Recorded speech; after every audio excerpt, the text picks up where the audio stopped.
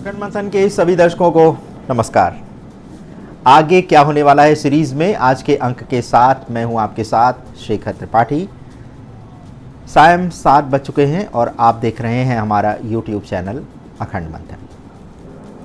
Hamas chief Ismail हानिया की हत्या के बाद ईरान ने इजराइल से खून का बदला खून से लेने की सौगंध तो उठा ली थी, लेकिन अब तक वह बदला लेने के लिए आगे नहीं आया है।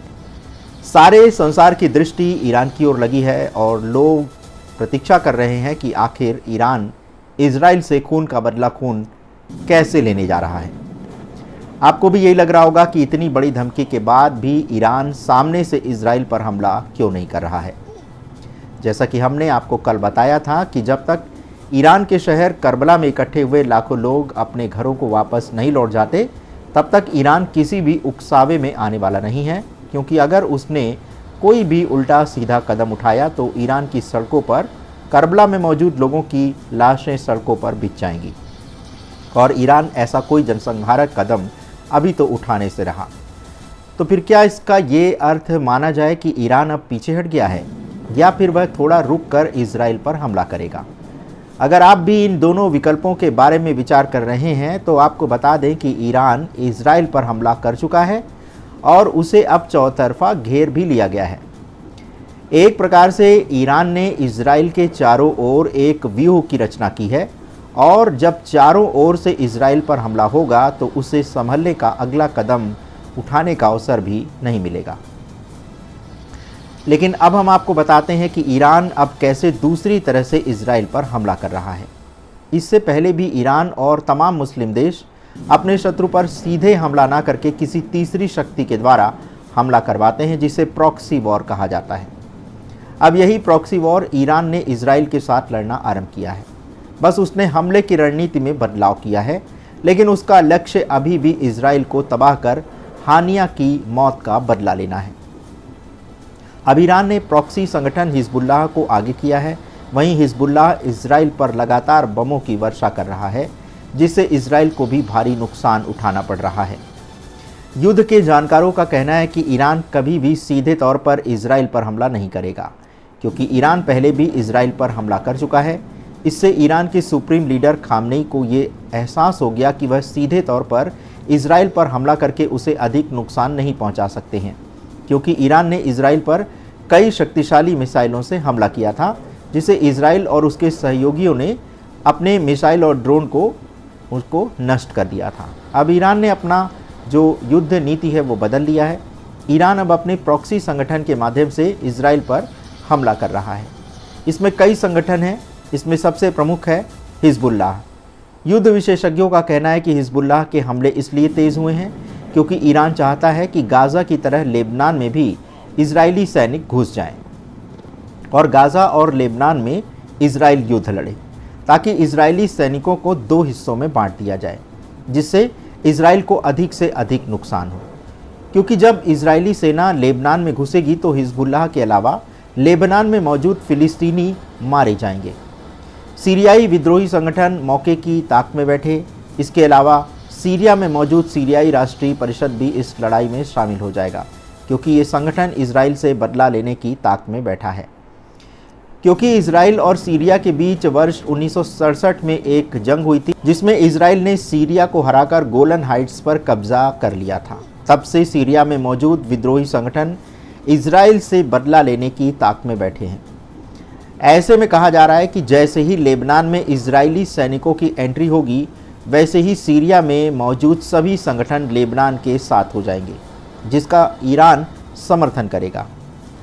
अब आगे देखिए कि क्या ईरान की चक्रव्यूह नीति तो इस समय चल ही रही है, और इराक में मौजूद शिया मिलिशिया बद्र संगठन भी है एक, जो ईरान के सुप्रीम लीडर के एक आदेश पर इजराइल में तबाही मचा सकता है।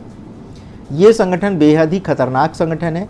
इस संगठन को ईरान अपना समर्थन पहले भी देता रहा है। ऐसा माना जा रहा है कि लेबनान और सीरिया के सीमा पर इजरायली सैनिक हमला करते हैं तो शिया मिलिशिया बद्र संगठन हिजबुल्लाह के साथ साथ सीरियाई विद्रोही संगठन का भी साथ दे सकता है, जिससे इजरायली सैनिक कमज़ोर हो जाएंगे और इजराइल को भारी नुकसान पहुंच सकता है। इसी के साथ हाल में ही हिजबुल्लाह ने इजराइल पर रॉकेट से हमले किए थे, तो दावा किया गया था कि रूस में बनी रॉकेट से ये हमला हुआ है, जिसके बाद इजराइल में खलबली मच गई थी। ऐसा माना जा रहा है कि अगर दो मोर्चों पर युद्ध होता है तो इन संगठनों का साथ रूस दे सकता है। वहीं वह युद्ध लड़ने के लिए कुछ भाड़े के सैनिक भी भेज सकता है, क्योंकि इजराइल के साथ जंग होने पर इजराइल का साथ अमेरिका देगा। इस स्थिति में रूस इन संगठनों का साथ देगा। अब ईरान का एक और प्रॉक्सी है हूती विद्रोही, वह इसका भी प्रयोग करेगा। इजराइल के गाज़ा में हमला करने के बाद से हूती संगठन इजरायली जहाज़ को रेड सी में निशाना बना रहे हैं।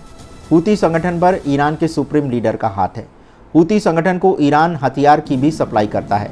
इस समय हूती के पास एक से एक एडवांस हथियार हैं जो सीधे इजराइल पर हमला करने में सक्षम हैं। यद्यपि एक रिपोर्ट में यह दावा किया गया है कि हूती संगठन डायरेक्ट इजराइल पर हमला नहीं करेंगे, बल्कि लाल सागर में इजराइल समर्थित जहाज को निशाना बनाएगा।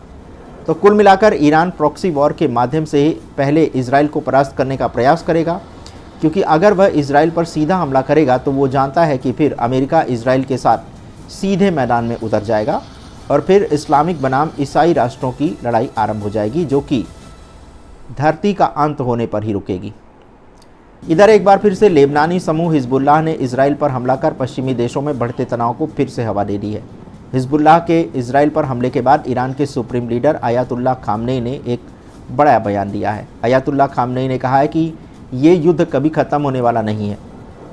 खामनेई के इस बयान के कई मायने निकाले जा रहे हैं, क्योंकि ईरान लेबनान का समर्थक है और वह हिजबुल्लाह के साथ हमेशा परछाई की तरह खड़ा रहता है। दूसरी तरफ खामनेई की इन धमकियों का इजरायली नेता नेतन्याहू ने भी जवाब दिया है। बता दें कि हिजबुल्लाह ने रविवार को उत्तरी इजराइल पर पिछले 9 महीने से जारी जंग के बीच अब तक का सबसे बड़ा रॉकेट हमला किया। लेबनानी संगठन ने इजराइल पर करीब 320 से अधिक कत्यूशा रॉकेट दागे। इतना ही नहीं, हिजबुल्लाह ने ड्रोन से भी कई भीषण हमले किए। इस हमले को लेकर हिजबुल्लाह ने कहा कि उसने बेरूत में उसके एक कमांडर की हत्या का बदला लेने के लिए बड़ी तादाद में ड्रोन दागकर इजराइल को करारा जवाब दे दिया है। वहीं हिजबुल्लाह ने दावा किया है कि उसने इजरायली मिलिट्री साइट को निशाना बनाकर कई हमले किए हैं। उन्होंने कहा कि हमले पिछले महीने बेरूत में टॉप कमांडर फैद शकूर की हत्या के जवाब में किए गए हैं, जिसमें दुश्मन के कई मिलिट्री कैंप, बैरकों और आयरन डोम मंचों को भी निशाना बनाया गया है। इससे पहले हिजबुल्लाह के हमले के जवाब में इजराइल ने लेबनान में हिजबुल्लाह के ठिकानों पर हमले किए। उसने कहा कि आईडीएफ ने हिजबुल्लाह के ठिकानों को निशाना बनाकर रविवार तड़के लेबनान में एक साथ कई हवाई हमले किए। साथ ही इजरायली पीएम नेतन्याहू ने ईरान की धमकियों का जवाब देते हुए कहा कि बेरूत में नसरुल्लाह और तेहरान में खामनेई समझ लें कि आज जो हमने किया उससे नॉर्थ के हालात बदलने का एक और सही कदम है। इजराइल ने नसरुल्लाह और खामनेई को भी सीधी चेतावनी दे दी है। अब दोनों देशों के बीच हमले के बाद पश्चिमी देशों में बड़े स्तर पर जंग लड़ने का खतरा पैदा हो गया है। इस हमले में गाजा में युद्ध बंद होने के समझौते पर भी संकट के बादल मंडराने लगे हैं। कहा जा रहा है कि हमास और इजराइल के बीच पिछले करीब 10 महीने से जो युद्ध चल रहा है वो आगे भी जारी रहेगा। वहीं अगर इजराइल और ईरान का युद्ध अगर लंबा चलता है तो फिर इसका प्रभाव भारत पर भी पड़ सकता है। कल के हम एपिसोड में आपको बताएंगे कि इसका भारत पर क्या प्रभाव पड़ने वाला है। वैसे आप देख रहे हैं कि इस समय की स्थितियां विस्फोटक दिख रही हैं, लेकिन विस्फोटक हैं नहीं। लेकिन जिस दिन ये विस्फोटक हो जाएंगी उस दिन फिर ये सारे जो कयास हैं वो फीके पड़ जाएंगे और पूरी तरह से विश्व युद्ध जो है आरंभ हो जाएगा। लेकिन अभी आप ये समझ लीजिए कि विश्व युद्ध प्रॉक्सी के तहत लड़ा जा रहा है, यानी तीसरी शक्तियां लड़ रही हैं। संसार में विश्व युद्ध आरंभ हो चुका है। आप ऐसा मत समझिएगा कि किसी एक मैदान में सारे देश की सेनाएं इकट्ठी होकर के लड़ेंगी। तो इस समय अमेरिका यूक्रेन के साथ है, नाटो देश यूक्रेन के साथ हैं, रूस अकेला है, रूस के साथ उत्तर कोरिया है, चीन है, लेकिन वो भी अभी सामने से कोई उसको सहायता नहीं पहुंचा रहा है। तो आने वाले समय में आगे बहुत कुछ होने वाला है, इसीलिए हमने इस सीरीज़ को आरंभ किया है, क्योंकि भविष्यवाणियों की श्रृंखला तो चलती ही रहेगी, क्योंकि वो भविष्य की बात है। लेकिन वर्तमान में क्या हो रहा है ये भी आपको जानना चाहिए और इससे कम से कम आपका सामान्य ज्ञान तो बढ़ेगा ही बढ़ेगा। तो इसके साथ आपको हम ये बताना चाहेंगे कि भविष्यवाणियों की जो नई वेब सीरीज़ है उस पर अभी हमारा काम चल रहा है। बहुत ही शीघ्र आप सितंबर माह में आप बहुत नई सीरीज़ देख पाएंगे भविष्यवाणियों पर आधारित। तो इसलिए निराश मत होइएगा, क्योंकि उस पर अभी शोध का कार्य चल रहा है और जैसे ही ये कार्य पूरा होता है फिर हम आपको नई सीरीज़ दिखाना आरंभ करेंगे। लेकिन आगे क्या होने वाला है, ये सीरीज़ हमारी चलती रहेगी, क्योंकि इसमें हम वर्तमान से जुड़े कार्यक्रम प्रस्तुत करेंगे जो कि भविष्य पर सीधे प्रभाव डालने वाले हैं। यदि आपको चैनल का कंटेंट अच्छा लग रहा है तो इसे लाइक, शेयर और सब्सक्राइब करना मत भूलिएगा। आप यदि हमारे चैनल पर कोई नया कार्यक्रम देखना चाहते हैं, किसी नई विषय वस्तु पर कार्यक्रम देखना चाहते हैं, तो इसके लिए आप हमारे व्हाट्सएप नंबर 7905414965 पर हमें संदेश प्रेषित कर सकते हैं। हम आपके संदेश को देख करके प्रयास करेंगे कि आपने जो समय और जो विषय दिया है उस पर हम शोध करें और उसके बाद आपको कार्यक्रम दिखाएं। तो धन्यवाद अपना बहुमूल्य समय हमें प्रदान करने के लिए। मिलते हैं कल आगे क्या होने वाला है के एक नए अंक में। तब तक के लिए हमें अनुमति दें। धन्यवाद, नमस्कार।